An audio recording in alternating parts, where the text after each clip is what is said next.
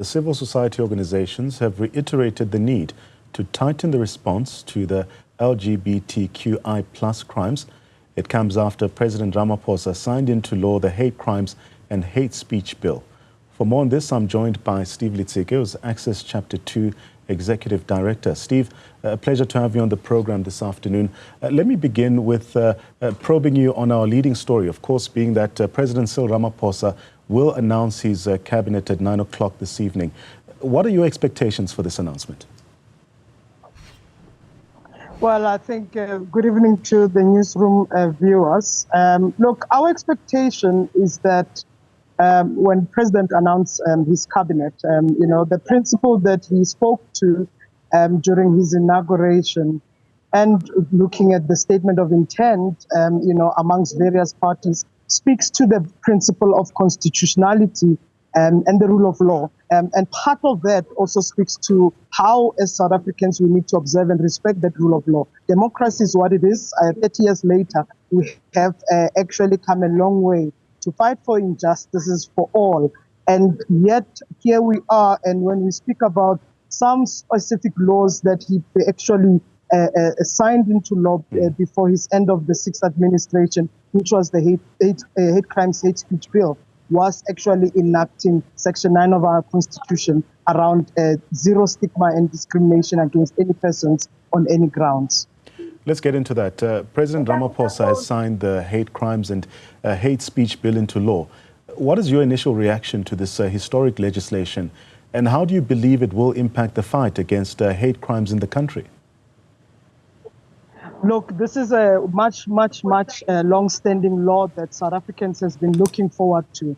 This piece of law has been in the making for over 20 years.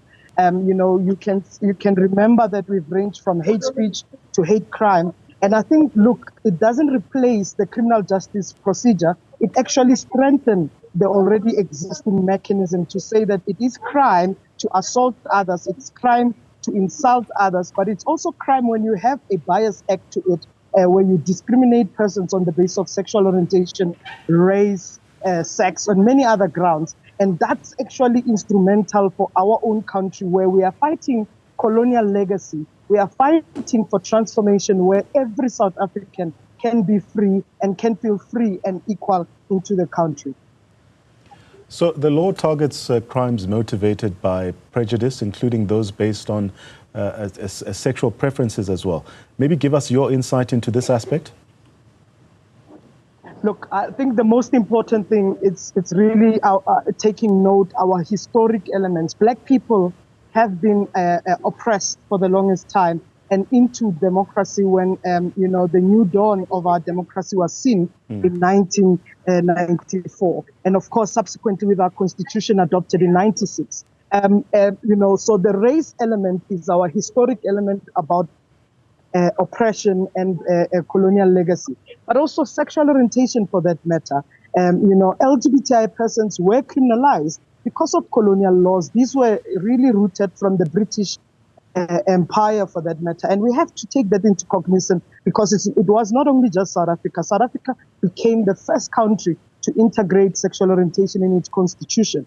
Now, one of the key things really about how do you end hate? You have to end biasness. You have to prevent it. And the law is part of it. But it's not only just the law. It's about what happens in society.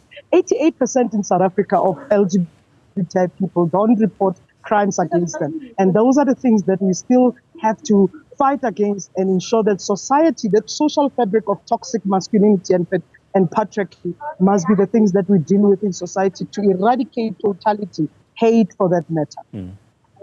Steve, the recent case of Bongani, who is a gay man brutally attacked after being lured through a dating app, it does highlight the dangers faced by members of the LGBTQ plus community. How can this new law help in really preventing such crimes, but also ensuring justice for victims like Bongani?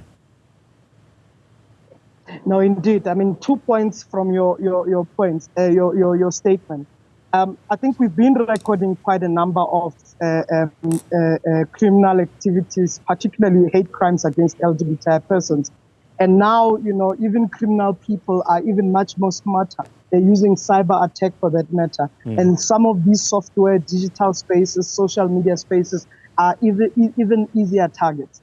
But LGBTI people have been attacked for a number of years. Yeah. But you have the National Task Team that was led by the Department of Justice. And that National Task Team have worked for so many years that to a point where we saw a decrease of hate crime targeting LGBTI persons. But right now, when you speak about justice, even the work that was led by the National Task Team, last year, President Ramaphosa, in his cabinet, they passed, the work and the national intervention strategy of the National Task Team to say that we must intensify our effort. And we've seen pockets of excellence where there has been reduction, but also where justice has been seen. In the past, criminal cases used to be on the court roll for over 10 years without seeing justice. But now we saw in many of the hate crime cases that have been recorded, we've seen that a case can be concluded within a year or two. And that tells you the elements and the strength of our own judiciary system. So we can actually get justice for people. But we need witnesses, we need people to speak and report these hate crimes against LGBTI persons.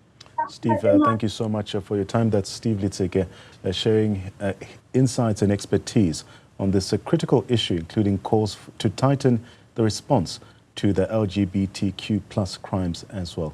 Of course, adding their opinion on this new bill that's been signed. More on the day's leading stories in a short while.